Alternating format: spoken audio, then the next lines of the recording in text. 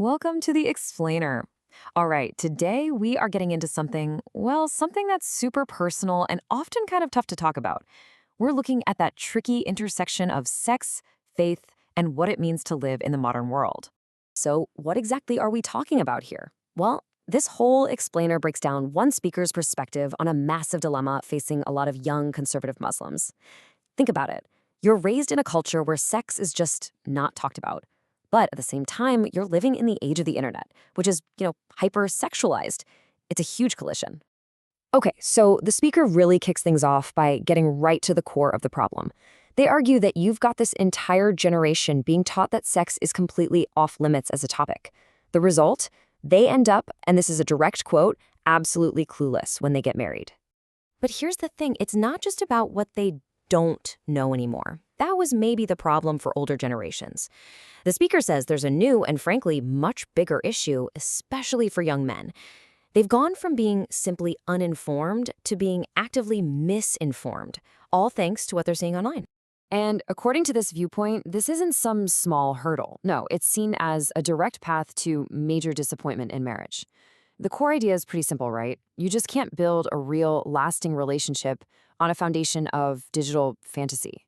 These expectations, which are considered haram or forbidden, they have to be completely unlearned before a real partnership has any chance of starting. Okay, so if that's the problem, what's the proposed solution? How are you supposed to navigate all this and actually get married while staying true to your faith?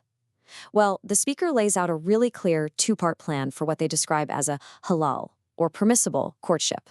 So let's break these down. First up, you've got chaperoned meetings. Now, this isn't about your parents listening in on every word.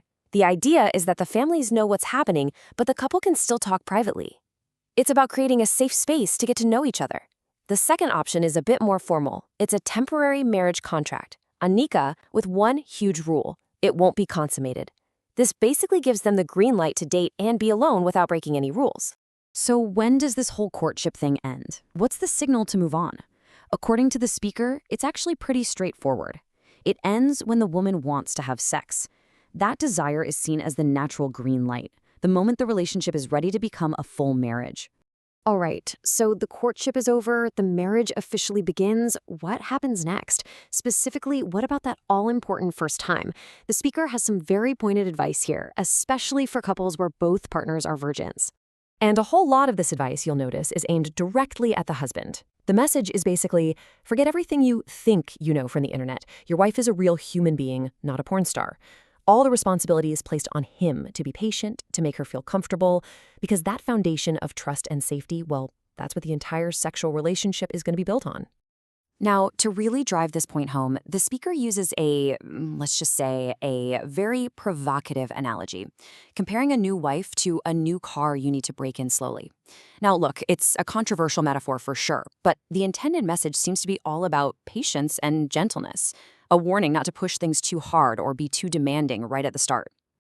Okay, so now we're going to zoom out a bit. The speaker shifts gears from talking about just one couple to a much, much bigger concept, a whole societal system that's designed from the ground up to promote chastity. And this system has a name: Abrahamic polygyny. The most important thing to understand about it, according to this argument, is that it's a closed-loop system. Let's be clear, this is not an open relationship. It's a structure where a man can be married to several women, but he is confined only to those women, and they are confined only to him. It's a totally self-contained circuit. And this is where that closed-loop idea gets really interesting. The speaker draws a hard line between this model and modern open relationships. The claim is that this closed system basically acts like a firewall against STDs. The logic is, if everyone starts out chaste and stays exclusive within that group, you've created a bubble of sexual health. So this brings us to what might be the most counterintuitive claim of all. The speaker argues that this system could actually lead to less infidelity. How?